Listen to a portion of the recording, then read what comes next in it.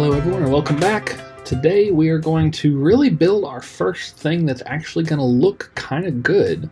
It's not going to be anything spectacular or too wonderful and amazing, but it's actually going to look pretty decent.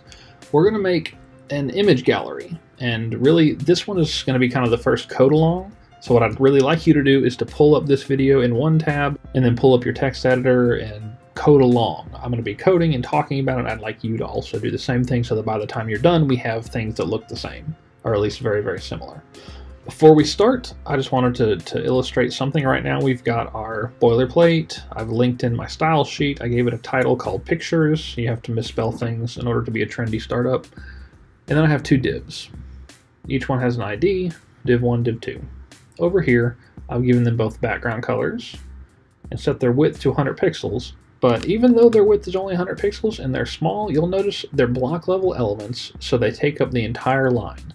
Well, we don't want that for ours because we want our images to be a grid, one after the other. So we have to apply one style to that. It's called float. And we're going to make it float to the left, and basically what that does is it removes gravity, if you will. It removes gravity, and if there's room for them on that line, it'll kind of hop up to the next one.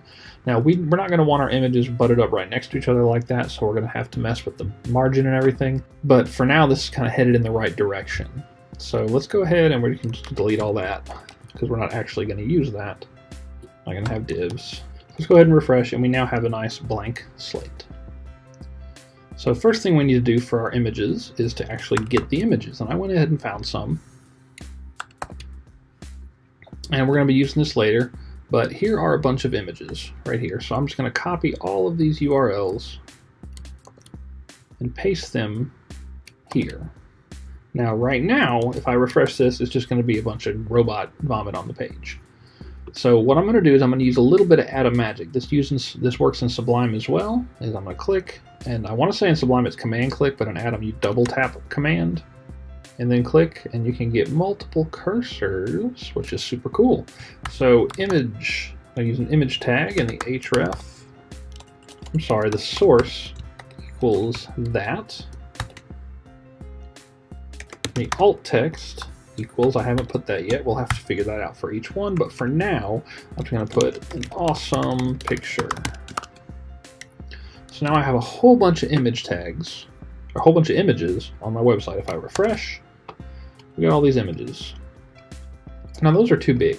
All this looks like is just a bunch of images with a bunch of, it just looks like nothing, basically.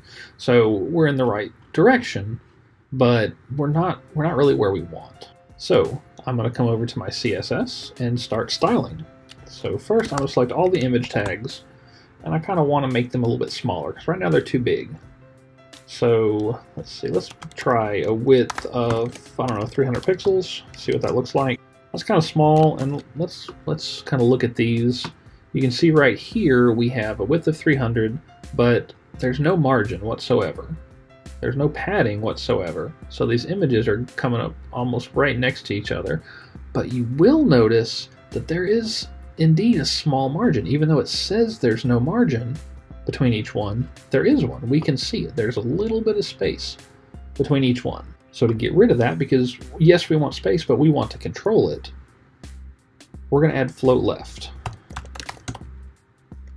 Just like we did last time and refresh the page. Now they're butted right up against each other, and we can add the margin that we want instead of doing whatever the browser wants. So for the width, I'm just going to put, because I want 3 to go right next to each other, I'm going to put 30%. Width of 30%. So if I have 3 next to each other, let's make this big and do it. Now I got 3 next to each other, so I have this 10% remaining, and I'm going to use that for the margins. So thinking about it, I'm going to have a margin on the left. I'm going to have 2 margins because each one of these is going to have a margin. So 1, 2, 3. Each of these is going to have a margin right here. So 4, 5, and then I have a margin over here 6. So 10 divided by 6 gives me 1.67. And I'm going to make it the same margin all around. I want the margin to be 1.67%. Now let's refresh. Make it big. It's still not doing right. It's because it's slightly over 100% because we rounded. So let's do it again, and now or right there, because 1.66 is what we needed. So now we've got the margins kind of right, and you'll notice a cool part about this is that it automatically lines up the top of each picture. So even though these pictures are different sizes, it automatically lines up the top. And if we were really setting this up, we would crop our photos to be the correct size and the same size beforehand. We could do that with CSS, but that's a lot more advanced than what we're want to get into right now. We're just working on kind of spacing and styling. So if we look at this, let's look at this item. You can see that it's got that margin on it. That margin is right there. And the one below it is this one. It has the exact same margin. So we've got our margins set like we like them, but this isn't really enough yet. We want to kind of put some styling, some cool stuff up at the top. So what I'm going to do is I'm going to import a font and then just kind of write the name of our photo blog, Pictures, up here. So let's go ahead and go to Google Fonts and just pick one that jumps out at me. This one's kind of cool, Tradewinds. Let's try that. Oops, one family selected. All we have a regular 400, that's fine, it's not a big deal. And then so we're going to embed it. There is our embed code. So in the head before the CSS, we paste that embed code. And in the CSS, this is what we want. So we're going to let's do an H1. And if they don't have Tradewinds, we'll do sans serif. Oops, sans serif. So at the top, we're going to put an H1 and call it Pictures. P-I-K-C-H-U-R-S is how I wrote that. Refresh, and now I have this cool thing right here. So I have this cool thing right here, but it still doesn't really look right because doesn't have the right margin. I want this to pull this over, and I also want to put some sort of divider in between them. So over here in the H1, we also want to give it the same margin. So we want margin left of 1.66%, and that should pull it over. So if I refresh, there we go, it's pulled over even with that first one. And then we're going to give it a border. Border bottom, maybe like a 2-pixel solid. And then in that other one, here's a blue that I like. Solid that color. Add my semicolon, refresh, there we go. It's a very dark blue, almost black, but let's check it to make sure. See, it's that color. Right there, so it's almost a black. If we wanted to, we could lighten it up some. Oh, that's the alpha. We could lighten it up some. Coming this way. Do we like that? That kind of looks nice with that first one. That first picture. We have it, let's see.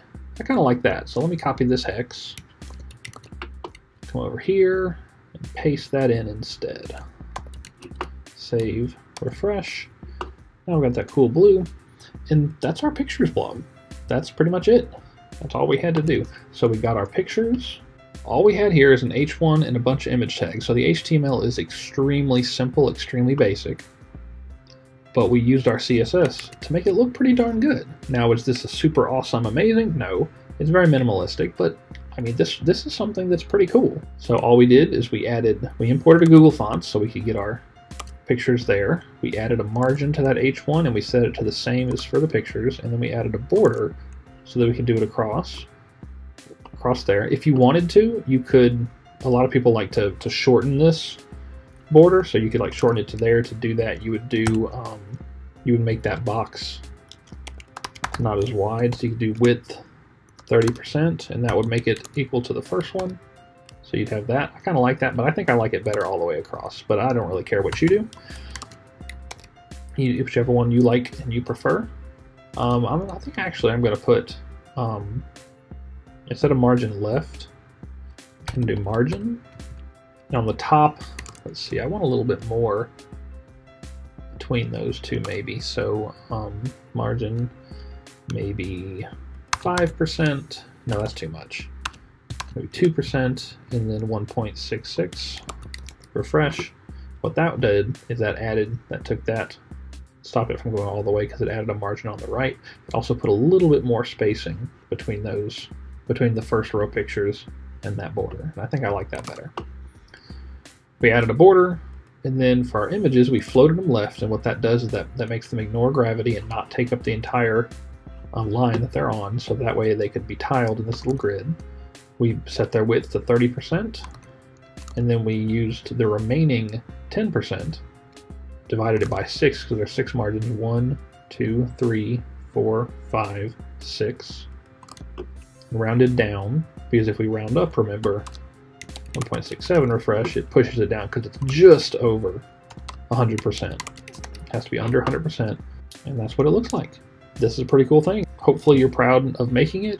If you have any questions, please let me know. I'll be happy to help. Thanks.